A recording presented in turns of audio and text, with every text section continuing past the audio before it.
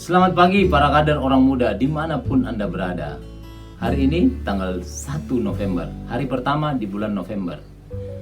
Tema dari bulan November, orang tidak peduli betapa Anda mengenal mereka sampai mereka tahu betapa Anda mengasihi mereka.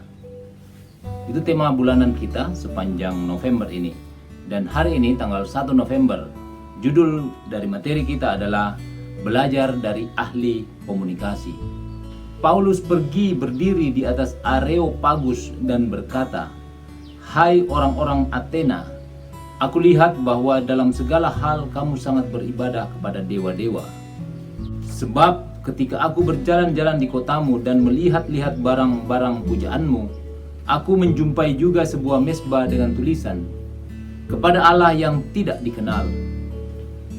Apa yang kamu sembah tanpa mengenalnya, itulah yang kuberitakan kepada kamu." Dari Kisah Para Rasul bab 17 ayat 22 sampai 23. Para kader yang saya cintai, dalam 4 khotbah yang dicatat Lukas dalam Kisah Para Rasul, Petrus, Stefanus, Paulus, mereka semua mempraktekkan hukum hubungan yang mengatakan bahwa pemimpin menyentuh hati terlebih dahulu sebelum meminta tangan. Khotbah Paulus berhubungan dengan orang-orang yang berbeda budaya. Itu menunjukkan bahwa dia sungguh mengerti budaya Yunani dan kebutuhan manusia. Mari kita memperhatikan bagaimana seorang ahli komunikasi berhubungan dengan para pendengarnya. Yang pertama, dia mulai dengan pengenalan. Yang kedua, dia menghubungkan dengan hal-hal yang familiar. Yang ketiga, dia meluaskan visi mereka tentang Allah. Yang keempat, dia menggunakan bahasa inklusif. Yang kelima, dia memberi mereka dukungan dan harapan. Yang keenam, dia mengenali beberapa karya pujangga mereka. Dan yang ketujuh, yang terakhir, dia memberi mereka arah yang spesifik. Para kader, hanya setelah Paulus berhasil membangun jembatan hubungan dengan orang-orang itu, dia memberitakan panggilan untuk bertobat. Para kader yang saya banggakan, 7 hal tadi dilakukan Paulus di Athena. Dia tidak membawa kabar baru yang sama sekali baru dari budaya orang Yunani. Dia pelajari budaya orang Yunani. Dia tahu bahwa orang Yunani punya banyak dewa-dewa. Bahkan kepada dewa yang tidak dikenal dibikinkan patung. Dan disitulah celah yang dilihat oleh Paulus. Paulus adalah seorang komunikator yang handal. Hal pertama yang dilakukan adalah pengenalan.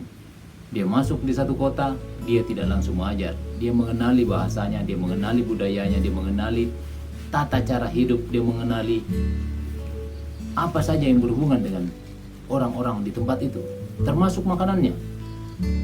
Paulus mendapatkan bahwa di kota itu banyak patung dewa-dewa.